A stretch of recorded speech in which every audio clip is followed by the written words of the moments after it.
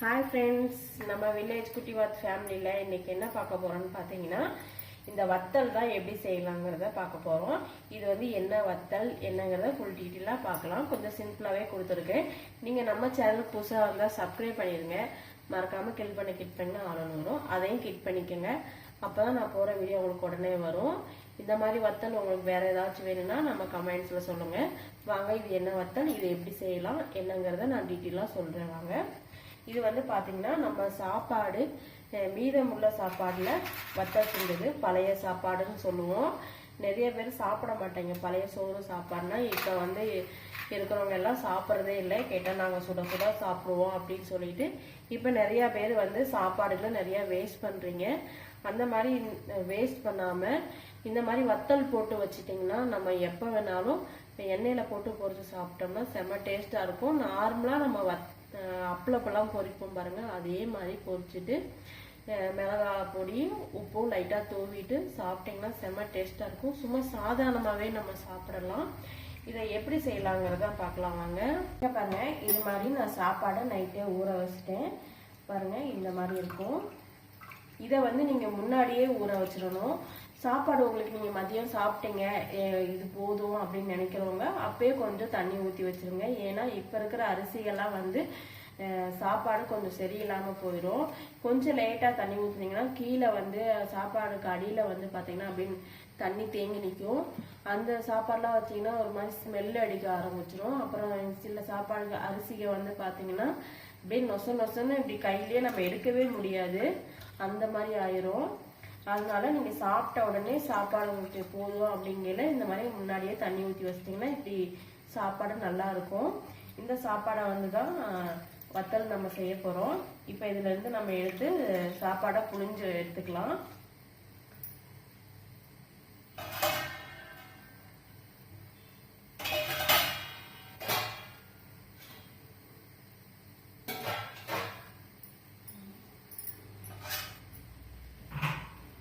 இந்த மாதிரி ஒரு பிளேட்டை எடுத்துக்கோங்க.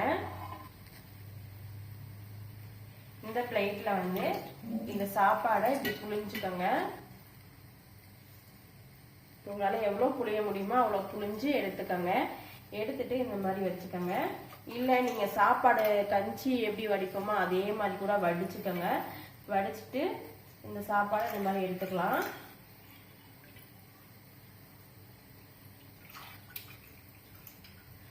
நாங்கள் வந்து இந்த மாதிரி நாங்கள் வேஸ்ட் பண்ண மாட்டோம்.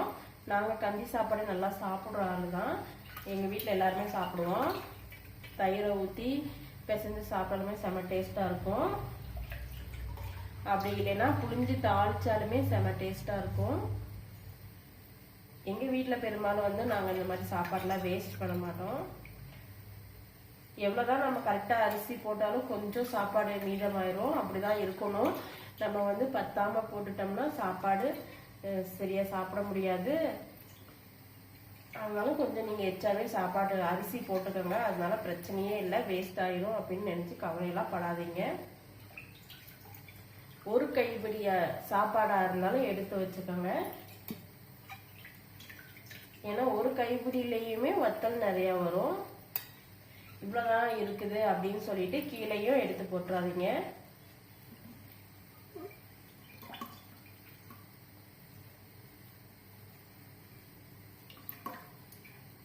இப்போ நம்ம நல்லா புளிஞ்சு எடுத்துக்கிட்டோம்.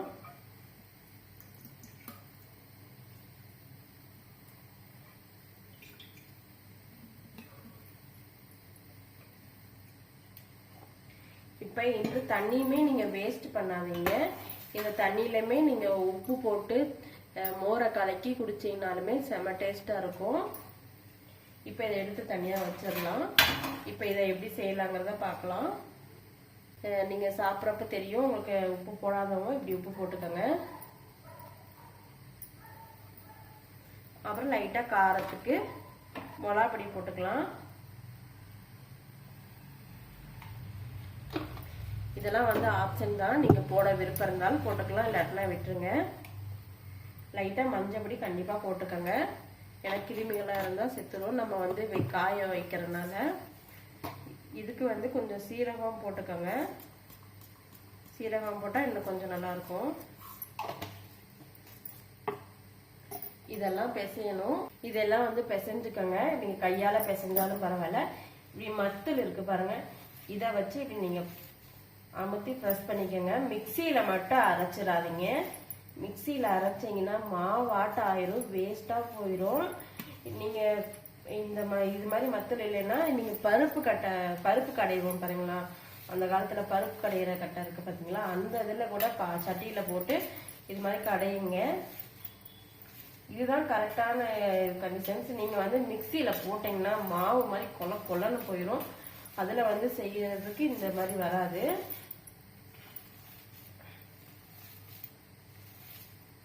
இந்த மாதிரி நல்லா ப்ரெஸ் பண்ணிங்கனாவே கொஞ்சம் சாப்பாடு இதாக ஆரம்பிச்சிடும், நசுங்க ஆரம்பிச்சிடும். நசுங்குன்னா கொஞ்சம் நல்லா பெருசா இருக்கிற சாப்பாடெல்லாம் நொறுங்க ஆரம்பிச்சிடும்.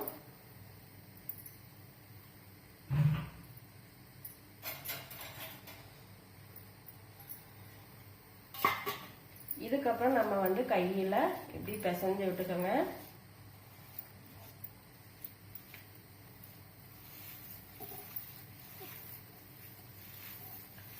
உங்களால எவ்வளோ டைட்டா பிசைய முடியுமோ அவ்வளோ டைட்டா பிசைஞ்சுக்கோங்க.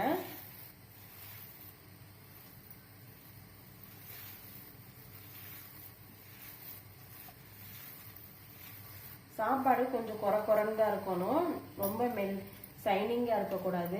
அதுதான் வந்து மிக்சியில அரைச்சா அந்த மாதிரி ஆயிரும். இது வந்து கரெக்டான கண்டிஷன்ஸ். கரெக்டான அளவுனா இந்த மாதிரி தான் இருக்கணும்.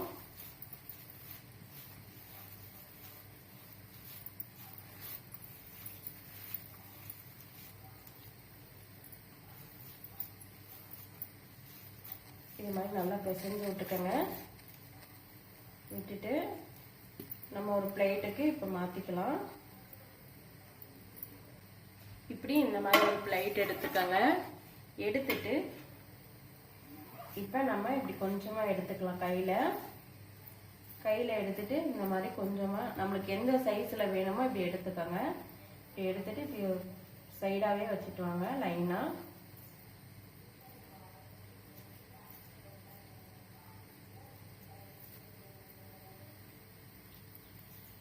உங்களுக்கு எந்த சைஸ்ல வேணுமோ அந்த சைஸ்ல வச்சுக்கோங்க.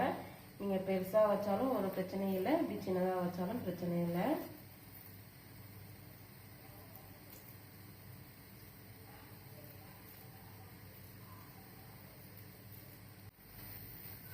பாருங்க, இந்த மாதிரி தட்டு ஃபுல்லாவே ஃபினிஷிங் ஆயிடுச்சு. இந்த மாதிரி நீங்க ரெடி பண்ணி வச்சுட்டு வெயில கொண்டு போய் வச்சாலே போதும். இந்த தட்டிலே நீங்க வைக்கலாம், இல்ல மேல வந்து காட்டன் துணி ஏதாச்சும் போட்டுட்டு கூட அது மேலே வைக்கலாம். நான் வந்து இந்த மாதிரி தான் வைப்பேன். அடியில வந்து தட்டுல வந்து அதிகமாலாம் எதுவும் ஒட்டாது. நீங்க பயப்படாம நீங்க இந்த மாதிரியே செய்யலாம்.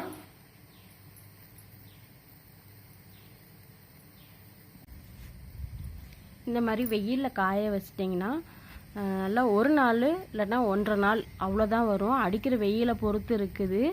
அது எப்படினாலும் 2 நாளுக்குள்ளே இதெல்லாம் காஞ்சிரும். இந்த மாதிரி வத்தல் நான் ஆல்ரெடி இந்த தட்டில் தான் அப்படி வச்சுருந்தேன். லைட்டாக தான் ஒட்டியிருக்கும். அது நம்ம வந்து லைட்டாக தான் ஒட்டியிருக்கோம், நீங்கள் பிரச்சனை இல்லை. இந்த அளவுக்கு நான் இது மாதிரி காய வச்சு எடுத்துருக்கிறேன். இந்த மாதிரி சைஸில் தான் இருக்கும். நான் இதே மாதிரி ஒவ்வொரு கொஞ்சமாக சேர்த்து இந்த பால்ஸ் நிறையாவே இருக்குது. நான் டெய்லியுமே இது கொஞ்சம் பொரிச்சு வைப்பேன் எண்ணெயில் போட்டு. அப்பயுமே எனக்கு இவ்வளோ நிறைய வந்திருக்கு. நீங்களும் இது மாதிரி ட்ரை பண்ணுங்கள். இதை எப்படி காய போடலாங்கிறத நீங்கள் பார்த்துருப்பீங்க. இதில் வந்து நிறைய மெத்தட்ஸ்லாம் இருக்குது. நான் வந்து உங்களுக்கு சிம்பிளாக இந்த மாதிரி சொல்லி கொடுத்துருக்கேன். இன்னும் இது மாதிரி நம்ம வெரைட்டியாக உங்களுக்கு காமிக்கணும்னு நினச்சிங்கன்னா நம்ம கமெண்ட்ஸில் சொல்லுங்கள். லைக் பண்ணிடுங்க இந்த வீடியோ.